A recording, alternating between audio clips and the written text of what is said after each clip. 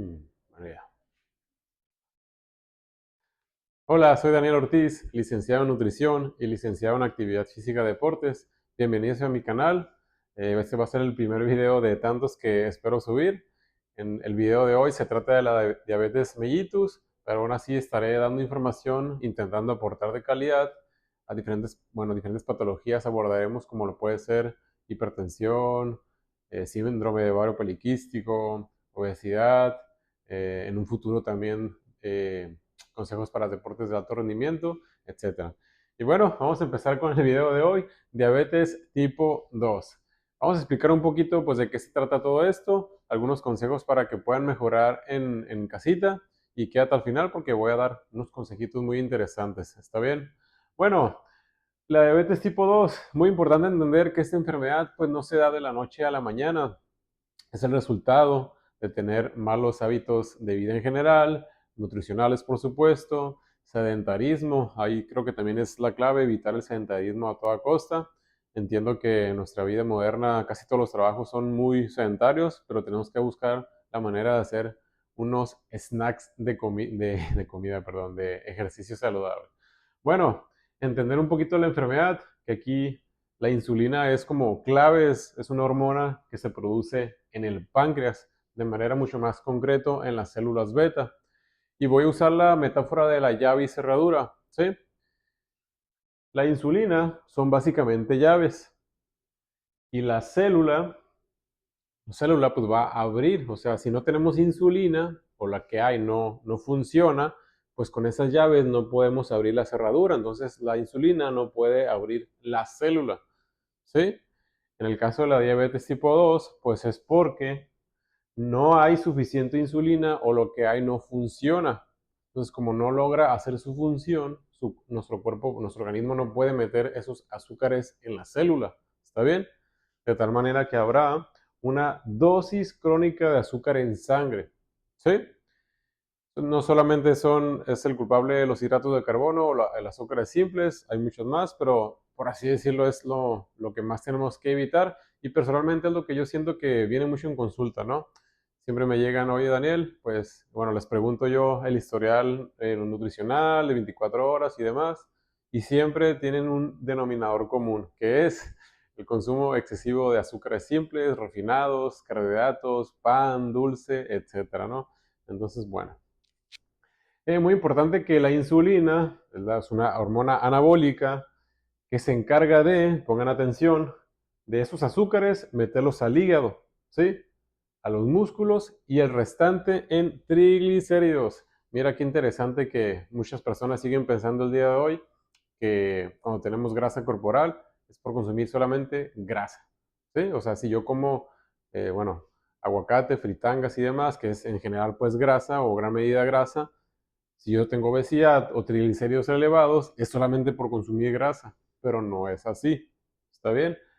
Entonces, si tenemos un consumo excesivo de hidratos de carbono simples y también a veces complejos, pues ese exceso se va a transformar en triglicéridos. ¿Sí? Entonces, por ejemplo, en deporte es muy interesante para tener ese glucógeno hepático y sanguíneo, recargarlos, ¿sí? Se malinterpreta porque en deporte se dice que los hidratos de carbono son la energía. Y sí, claro, son energía. Energía que si no utilizas y consumes en exceso, se va a transformar en triglicéridos, ¿no? Entonces hay que tener mucho cuidado. Por eso hago hincapié en lo del sedentarismo, hay que evitarlo a toda costa. Pero bueno, ok, entonces como el azúcar es químicamente reactivo, puede unirse a las proteínas y grasas, dando como resultado las reacciones de glicación no enzimática. Entonces, en consulta personalmente, lo que más pido para ver cómo está la persona de su diabetes o prediabetes es la hemoglobina glicosilada, ¿sí? El azúcar, bueno, la glucosa en ayunas es interesante, está bien medirlo y demás y tener un registro, por supuesto, pero la hemoglobina glicosilada es un poquito más fiable a la hora de confirmar o no si la persona está diabética, prediabética o para ver pues, cómo está más o menos esa persona, ¿no?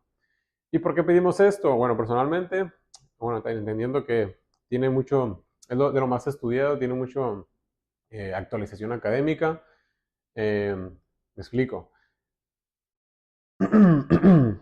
Aquí es como básicamente un registro, un historial de cómo ha estado tu glucemia en los últimos 3 o 4 meses. Por eso es menos trampeable, ¿sí?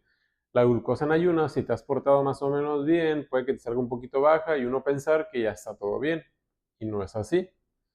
La hemoglobina glicosilada, como digo, es un registro de hace 3, 4 mesecitos.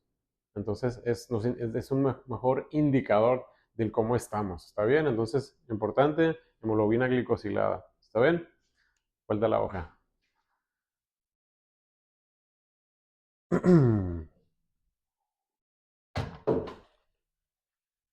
Bueno, como había mencionado, muy importante o pedir tener la hemoglobina glicosilada. Esta es su abreviación, ¿sí? Si ese paciente tiene más del 6.5%, pues es una confirmación de que ese pacientito tiene diabetes mellitus. De preferencia se pide que se haga la toma 2 veces para una buena confirmación y repito, arriba del 6.5%. Si ese paciente tiene más del 8%, pues es un mal control de su diabetes y tenemos que mejorar sí o sí su condición, porque si no va a haber una serie de complicaciones a mediano y largo plazo. Entonces, si este pacientito no se cuida, no tiene mejores hábitos nutricionales, ejercicio y de vida, pues va a tener más arteriosclerosis, lo que indica que va a tener mayor colesterol LDL, el colesterol llamado malo, ¿sí? Entonces, muy importante mejorar todo esto de su condición. Y bueno, mencionado todo esto, ¿qué podemos hacer? ¿Qué podemos mejorar nuestro estilo de vida? Aquí te tengo 5 tips sencillitos, algunos a lo mejor no tantos, depende de cada persona, pero bueno, ¿qué podemos hacer? Primero, en nutrición, el orden de los factores sí altera el producto. Interesante porque si tú consumes primero la verdura, después la proteína y por último los carbohidratos en tus comidas, en tu día a día, se ha visto en diferentes estudios que tus picos de azúcar en sangre son menos agresivos, son no tan altos, son un poquito más bajitos, ¿sí? Es una práctica muy sencillita que entiendo que a veces puede ser complicado porque la comida viene algo revuelta, pero si lo aplicas por lo menos una vez al día, 2 veces al día o lo que tú puedas, va a ser muy interesante. ¿Y qué es la diabetes? Pues básicamente porque consumiste de manera o has tenido de manera crónica muchos picos de azúcar en sangre, ¿sí? Repitiendo que esto no sea de la noche a la mañana, es porque ha sido demasiado crónico por mucho tiempo, años, décadas. Entonces, si tú tienes buenas prácticas de alimentación, estos picos de azúcar en sangre van a ser menos agresivos y más chiquititos, ¿no? ¿Está bien? Bueno, punto número 2, reloj circadiano pancreático. Nosotros somos seres humanos, somos mamíferos, mamíferos diurnos, que estamos mejor diseñados o evolucionados o como lo quieras llamar, o hacer nuestras actividades en el día y dormir durante la noche. ¿Sí? Si nosotros dormimos mal, ¿sí? Si consumimos mucha comida a altas horas de la noche, pues tus órganos internos, como el páncreas, pues ya se quiere ir a dormir. Y es como decía un profesor de posgrado, tus órganos internos son pues como cualquier trabajador, si los haces trabajar a destiempo, pues como que no te va a hacer bien el trabajo, te va a mandar menos insulina, ¿sí? Tu sistema digestivo en general se quiere ir a dormir. Y tampoco estoy diciendo que a partir de las 8 o 9 de la noche todo lo que consumas es grasa, pero pues vas a tender a que como hay menos insulina, mayores picos de azúcar en sangre y demás, y va a haber un mal control. Y en este caso de la diabetes tenemos que evitarlo a toda costa, ¿no? ¿Está bien? Ok, entonces reloj circadiano pancreático, intenta no cenar tan tarde. No hay una hora exacta, pero trata de no cenar pues después de las 7, de las 8. Y si lo vas a hacer, que sean comidas un poquito más reducidas. Trata de tener tu buena comida durante el día, durante las mañanas. Entiendo que no es aplicable para todas las personas por el ritmo de vida, pero intenta a medida de lo posible pues hacer lo mejor para ti, ¿sí? Punto número 3, proteína. ¿Cuántas veces en consulta no he tenido pacientes que consumen muy poca proteína? Por ende, están muy poco satisfechos, muy poco saciados. Comen un poquitito de pollo, de carnita, de pescado, mucha pasta, mucho arroz, y luego el panecito y el dulcecito y la soda, y el refresco y demás. Entonces, es común, es normal que no te sientas satisfecho, no estás saciado. Entonces necesitas comer un poquito más de proteína para estar satisfecho.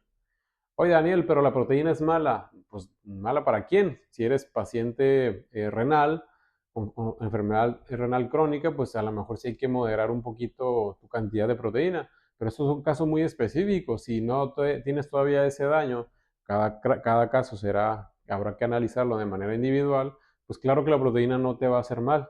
¿Está bien? En nutrición, el nutriólogo se encarga de hacer el cálculo proteico entre 1.2 o bastante más, depende del paciente, por kilogramo de peso corporal. ¿Sí? Eso se encarga de hacer el nutriólogo. Hay gente que ya le sabe un poquito en casa, lo pueden hacer si gusta, ¿no? Bueno, acérquese de preferencia al profesional. Punto número 4, verduras. Lo siento si esperabas algo mágico, chía o té de no sé qué, limón, vinagre. Aquí en este canal vas a encontrar verdades un poquito incómodas. Eres adulto, si estás viendo este video eres adulto. Necesitas comer más verdura, sí o sí. Esto ya no es negociable.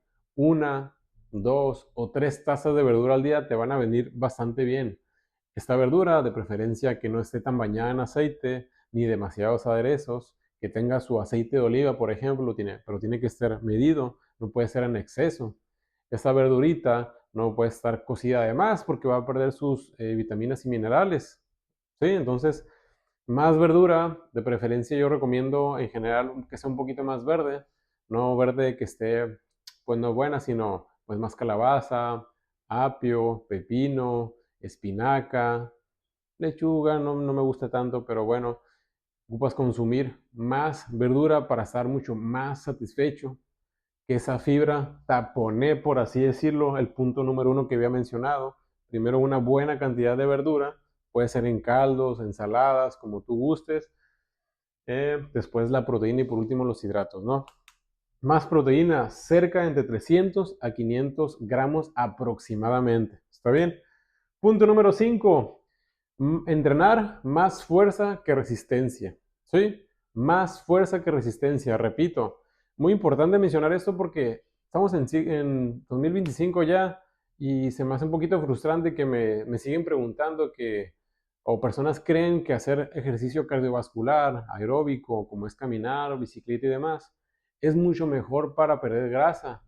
Y yo les digo, pues sí, es bueno que hagas algo de ejercicio, pero es mucho más importante que hagas un poquito de fuerza.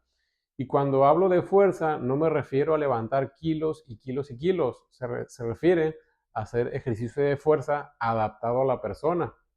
Si tienes un entrenador en tu comunidad o cerca de donde vives o al gimnasio que vas, y ese entrenador está capacitado y tiene varios estudios académicos, pues acércate a él, pregúntale, ¿sí? Tú también trata de informarte. No, como dije, no necesitas hacer kilos y kilos. Sentadillas adaptado a la persona, unas planchas, unas lagartijas o flexiones doblando la rodilla. Ya cada caso será muy individual, pero necesitas trabajar más fuerza que resistencia. ¿La resistencia está mal? No está mal, pero si yo te diera un consejo, te diría que entrenaras entre 2 a 3 veces ejercicios de fuerza con 30 a 45 minutos es más que suficiente. Y si tú le puedes agregar un día de entrenamiento de resistencia, te va a venir fenomenal. ¿Está bien? Repito, más fuerza que resistencia. ¿Ok? Bueno, llegamos al final de este video. Espero que pueda estar subiendo mucho más contenido. El siguiente video va a ser una continuación de todo esto con diferentes estrategias y protocolos para mejorar tu condición. Bueno, espero que les haya gustado. Daniel Ortiz, licenciado en nutrición. Nos vemos en la próxima.